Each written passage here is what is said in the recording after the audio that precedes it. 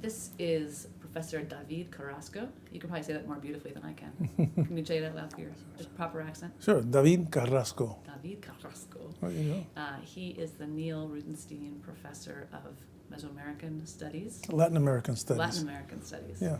You train, I believe, as a historian. You study religion, religious life in Chicago. And at Harvard, you lead a larger anthropological project as well as religious studies. So you think about human experience, the phenomenology of religion, and you communicate that to publics.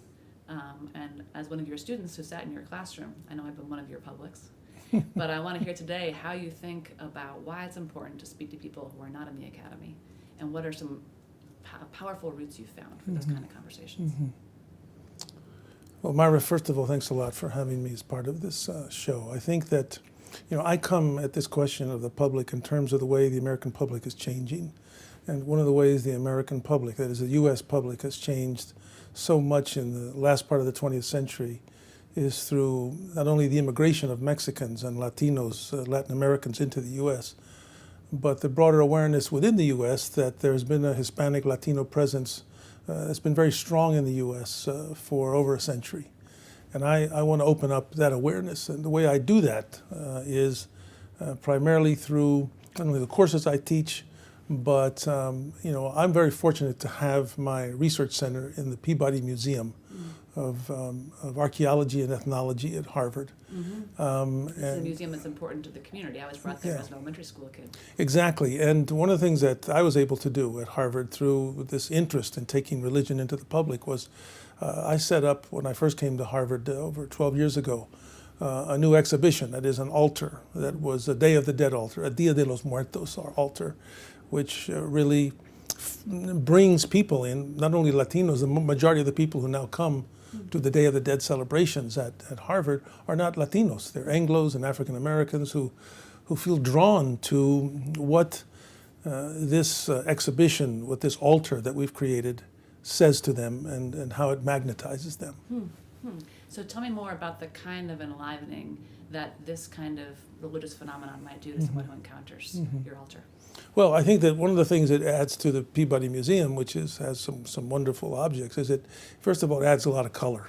It does. And the color that's in the Day of the Dead is the color of flowers, the color of day and night, the color of Mexico. And that color not only is beautiful, it has not only an uplifting feeling, there's a kind of eroticism about that color. It brings, a kind of heat into a celebration of that which is cold, that is the dead. Because for Mexicans, the dead are very close, but they also need to have a place to come and to come back into the public themselves. That is, those ghosts, those spirits, come back into the public through this type of altar, which, by the way, there were like 7 or 8 of them built at Harvard this year. And I just heard someone was at the Smithsonian, they had 5 of these altars there. So it's a place where not only the contemporary public comes, but the ancestors come into the public this way. And I think that kind of sense of community is partly what I'm about. Right. So that seems like a very different way of teaching religion than teaching about the Trinity or teaching about the Reformation. Is that something you've always been convinced by as a scholar, or have you had changes over time in the ways that you talk about religion in public? No, just changes over time. When I was at the University of Chicago, though, working with Mircea Eliade and Charles Long, people like that, you had a sense that the term now is lived religion. There it was really just having religious experiences. And in my work at Chicago, and then once I arrived at a university, I found many people, including Latinos and others, who were kind of hungry for courses and events that talked about religious experience. And one of the things that religious experience often does is it brings religion into the public, because religious experiences have to have expressions. And those expressions are what I really came to be about when I got to Harvard.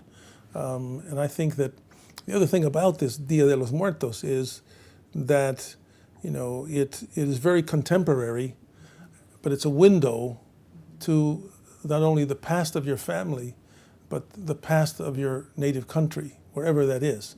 One of the things that's really impressive to me, Myra, about what we do there is that over the years we have set aside a basket which has invited people to write messages, private messages. we have thousands of these messages that are written to grandmothers and sisters and children and dogs and cats and Tupac Shakur and Ted Williams and all the people in their lives and all the languages you can imagine. And we collect them and we keep them in a certain place. But the majority of the people who come are not Latinos. And what I notice is that this allows people to do something they can't do anywhere else, which is have a moment where they can connect with people they've lost in a public setting, but also keep it private. And I think that's a very powerful kind of moment that the Dia de los Muertos at Harvard is providing the public. Powerful and beautiful.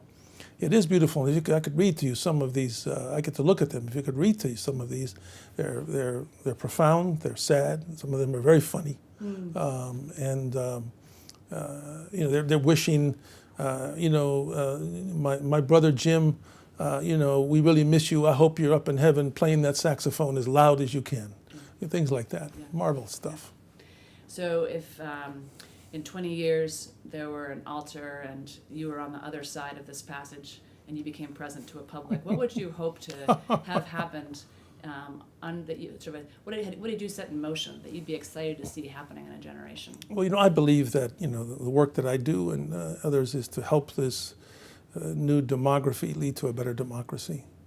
And I think that the demographic changes that are so challenging to a country and a culture that still defines itself as Anglo-Saxon, Protestant, white, even though there's all this other stuff, that's clearly changing, but it needs help. And it needs help in that type of transformation. And I think by bringing what Mircea Eliade called the spiritual values of these different communities who are coming to the United States, to bring those spiritual values out so people can learn about them and see them and come to respect them and participate with them and help them become part of this new democracy. I'd like to be able to have said I gave a little footnote to that type of change. That's exciting. It's exciting. Do you have any advice to the AAR on ways that it might invest in this project of bringing this kind of spiritual life and these forms of recognition and these windows of opportunity to teach your colleagues, teach the next generation of scholars how to follow suit, not just be worrying about publications in the leading journal, not just about pedagogy, but looking outward?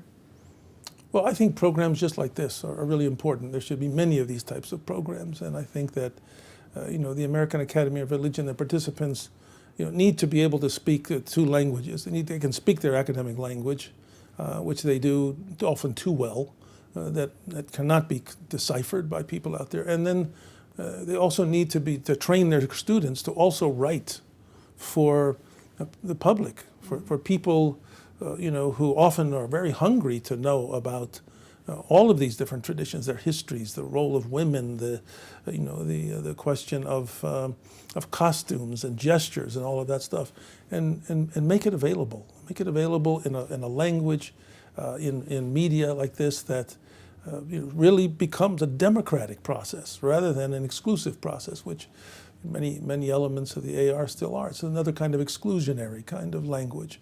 I think we need the other kind of language. And I think that, as you and I know, we're often trained to write in this exclusionary language. And I think that, in our undergraduate grade, we need to challenge people to write a second book, as long as the dissertation, that says to the people in my neighborhood, this is what I've learned.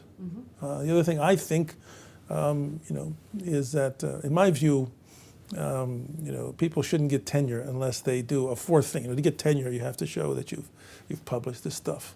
You have to be teaching, and you have to have this service to the university. I think there should be a fourth category. I think everyone should have to spend 15% of their time in the community, some service in their local community, whether it's working with school teachers or working with churches or prisons or elder care places.